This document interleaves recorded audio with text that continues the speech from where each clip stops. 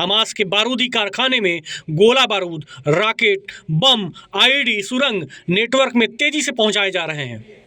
Hamas का तर्क है कि जब तक इजराइल अपने एटमी हथियारों को नहीं छोड़ता, वो हथियार नहीं छोड़ेगा। हमास ने ईरान के एटमी प्रोग्राम की वकालत की है। हमास ने ईरान के समर्थन में हुंकार भरी है, क्योंकि ईरान ने ऐलान किया है कि वो अब किसी भी तरह के परमाणु समझौते में बंधा नहीं हुआ है। ईरान ने 2015 में हुए परमाणु समझौते को सबसे बदनाम एटमी डील करार दिया है। साल 2015 में अमेरिका के पूर्व प्रेसिडेंट बराक ओबामा ने ईरान के साथ परमाणु समझौता किया था। तब वियना में हुए समझौते में ईरान, चीन, ब्रिटेन, फ्रांस, जर्मनी, रूस और अमेरिका ने साइन किए थे। एटमी डील के बाद ईरान पर लगे प्रतिबंध हटाए गए थे। बदले में ईरान ने न्यूक्लियर प्रोग्राम पर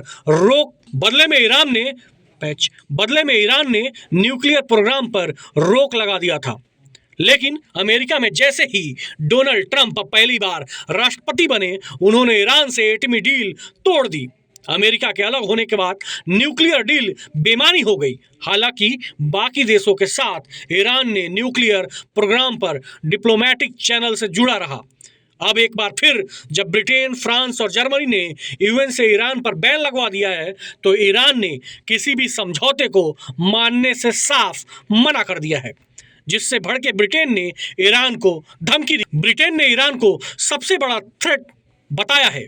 ईरान के परमाणु प्रोग्राम फिर से एक्टिव हो चुके हैं। ईरान की एटमी साइटों पर तूफानी अंदाज में काम शुरू होने के सबूत आसमानी कैमरे में भी कैप्चर हो चुके हैं। मतलब ये कि जैसे जून 2025 में ईरान फुल फोर्स में एक्टिव था, वैसे ही एटम बम बनाने शुरू कर चुका है। तो क्या इजराइल, अमेरिका जून 2025 जैसे फिर ईरान पर हमला कर सकते हैं? उस वक्त क्या हुआ था, ये भी जान लीजिए। इजराइल ने जब 200 जंगी जेट से ईरान पर बारूद बरसाया था, जवाब में ईरान ने 200 बैलिस्टिक मिसाइलों की बौछार की थी।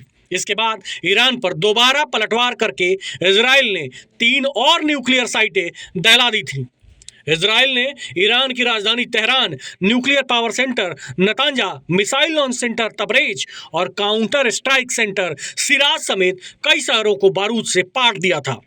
एपी की रिपोर्ट के मुताबिक ईरान की सरकारी न्यूज एजेंसी ने दावा किया था कि फोर्दो एटमी प्लांट के पास 2 धमाके हुए।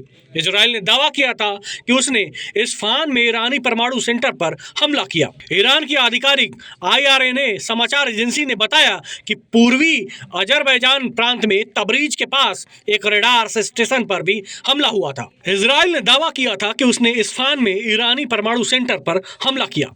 ईरान की आधिकारिक IRNA समाचार एजेंसी ने बताया कि पूर्वी अजरबैजान प्रांत में तबरीज के पास एक रडार स्टेशन पर भी हमला हुआ था।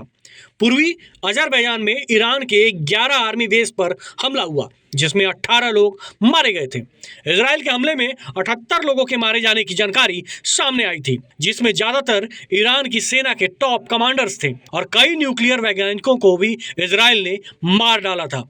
इजराइल के बारूदी प्रहार से ईरान के 4 एटमी साइटें तबाह हो गई थी।